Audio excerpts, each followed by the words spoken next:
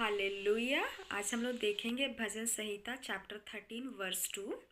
मैं कब तक अपने मन ही मन में युक्तियाँ करता रहूं और दिन भर अपने हृदय में दुखित रहा करूं।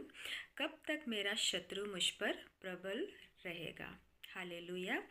मेरे प्रियो, यहाँ पर मन की बातें हो रही हैं क्योंकि हम लोग अपने जीवन में जो कुछ भी हम लोग काम करते हैं, सबसे पहले उसका जो प्रोसेसिंग होती है, हम जो सोचते हैं वो हमारे मन से होती है। हालेलुया। सबसे पहले हम मन में सोच लेते हैं कि हमें ये काम को करना है। यहाँ पर वचन हमसे क्या कह रहा है?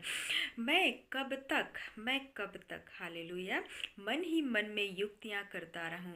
और जब हम लोग मन ही मन युक्तियों को बनाते हैं, योजनाओं को बनाते हैं, प्लानिंग्स को करते हैं, मेरे प्रियो, हम लोग क्या होते हैं? दिल से हम लोग दुखी होते हैं। हालेलुया। क्योंकि ये जो मन ही मन में जो सोचना जो होता है, वो कहीं ना कहीं हम लोग पूरी रीति से जितना हमने सोचा होता है हम लोग पूरा नहीं कर पाते हैं। और इसमें कई बार हम लोग परमेश्वर की हुजूरी को भी हम लोग नहीं मांगते हैं, क्योंकि हमारा जीवन को चलाने वाला हमारा परमेश्वर है। हमारा और आपका जीवन हमारे हाथ में मेरे प्रियो नहीं है। हमारा जीवन को चलाने वाला हमारा जीवित और जिंदा परमेश्वर है, जिसने इस पृथ्वी को, आकाश को, मुझे और आपको बनाया है।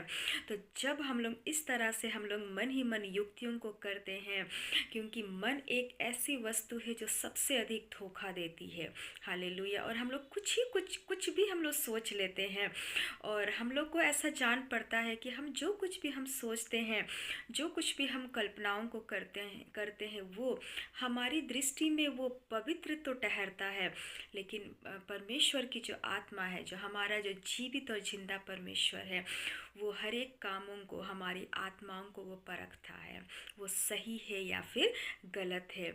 इसीलिए मन की युक्तियों में अगर हम लोग चलने लगे तो हम लोग कभी भी मेरे प्रिय हम लोग संतुष्ट नहीं हो पाएंगे, और सिर्फ हम लोग दुखित ही होंगे। और ऐसी परिस्थिति में हम लोग धीरे धीरे परमेश्वर पिता से दूर हो जाएंगे, और जिसके कारण जो शैतान की जो सेना है वो हम पर प्रबल हो सकती है।